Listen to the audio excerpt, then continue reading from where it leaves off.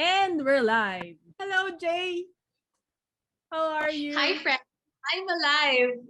So, ngayon, napapanoorin natin is yung, pinopronounce mo siya as, as you would sa Chinese. I'm not sure if it's correct, but Shang-Chi and the Legend of the Ten Rings. So, Marvel, siya, superhero movie rin siya. And actually, to be honest, I haven't heard about this superhero before because I'm not really into the whole, di ba? Kilala ko lang yung mga sikat.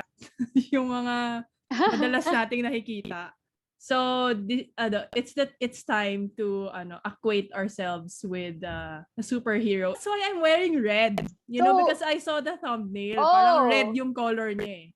Yeah. Okay. Yeah. So contrast na lang ako. Yeah. Anyway. Let's dive into this. Excited na ako mapanood eh. Sige. Okay, game.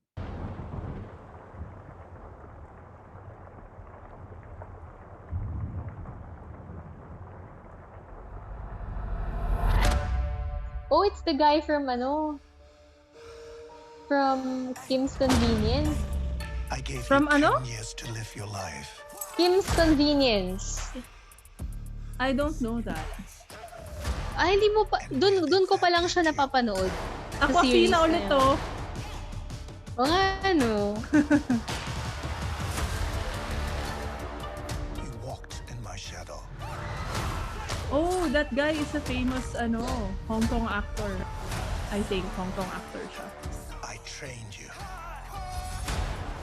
So the most dangerous people in the world couldn't kill you. Son,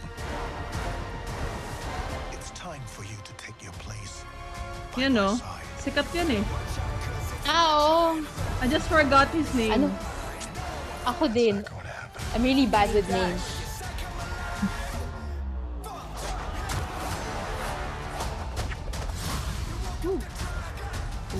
Uy, si Raya yun ah. You can't out. Halo-halo na. Si Zangief. Oh.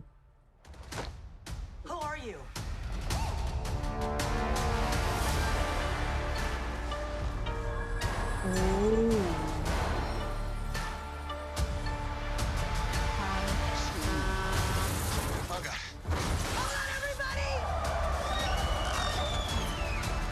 Yan na naman dyan. For some reason, na-imagine ko si dito, si Sisu. We make a good team. It's her voice kasi. Yeah. Oh. Yun na yun. Parang bitin, no? Sobrang But then again, bitin. Parang, it's a trailer kasi. Trailer. Yeah. Oo, pero sobrang teaser siya, I would say. So, what is it about? Wala masyadong binigay. Yun nga. Baka may susunod naman na trailer. Parang yun pa lang nakita ko eh. Hindi mo siya kilala. Hindi ko siya kilala. Diyan ko lang siya nakita. Sabi ko, uy, sino tong guy na to? Napapanood ko siya sa Kim's Convenience.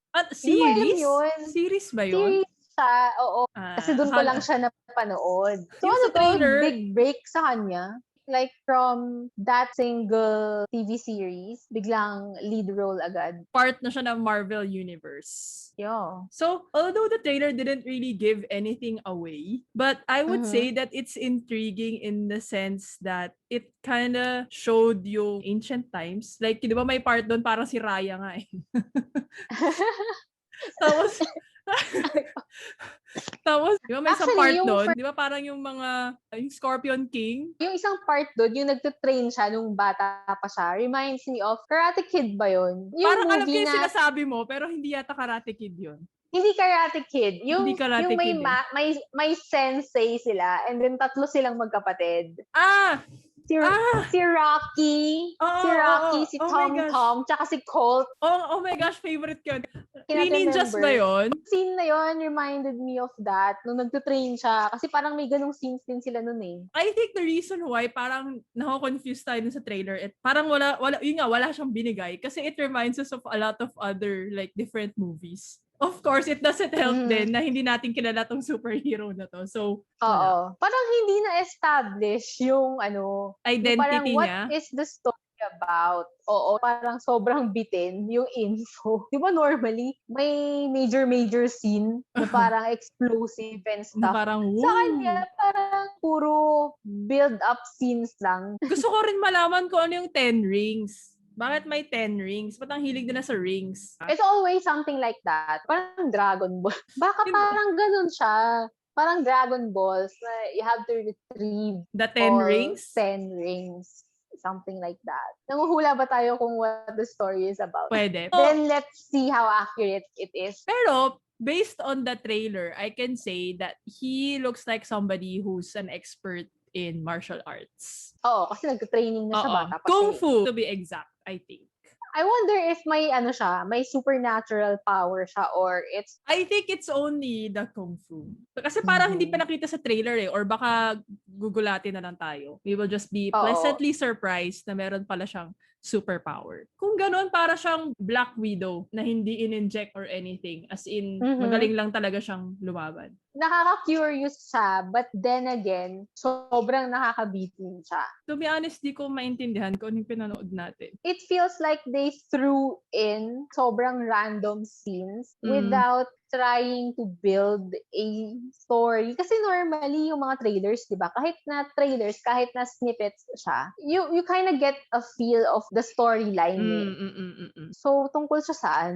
Curious ako if it's just us who feel this way. Kasi I would be surprised if anybody got something more out of it. Maybe we should ask somebody who knows a thing or two about this superhero. Let's see sa another trailer. Pero as for this particular trailer, yeah, I don't really know what to say. I don't know if they're trying to tease you na sobrang mako-curious ka. But then again, because of the lack of detail of information, pwede ka rin mawalan ng gana kasi hindi niya napukaw yung interest mo. Yeah. Okay. So, based on this trailer, do you think you will watch the full movie? Pwedeng yes, pwedeng no. Yes, maybe because he's familiar. Like, napanood ko na siya somewhere. So, I'm a little curious kung how he delivers in this film. And we're not gonna be able to actually see it in the movie house. So, it's very highly likely na pwedeng malimutan ko siya. How about you? Parang ganun din. But kasi our family, we're always game to watch a movie. Especially a superhero movie. And let's be honest, superhero movies, they're not really known for their plot naman. It's just more of action. But I'm still kind of curious to see how they will portray this superhero. I mean, he's an Asian superhero in a predominantly Western setting. So, iba kasi siya sa Raya eh. Si Raya kasi, as in yung setting niya, Southeast Asia rin eh. So, it would be interesting to see how, and if they're able to mix the different cultures, I guess. I think they're coming up with these films to be able to relate to an ongoing issue. Probably. We'll give it a try. Tignan natin. Ano naman, this is just an initial observation lang naman. I give it a 5 out of 10. May rating ba? Bago yun, bago. Sige, kung 5 sa'yo, I think I would give it, a 6. Okay. That's it. That concludes our review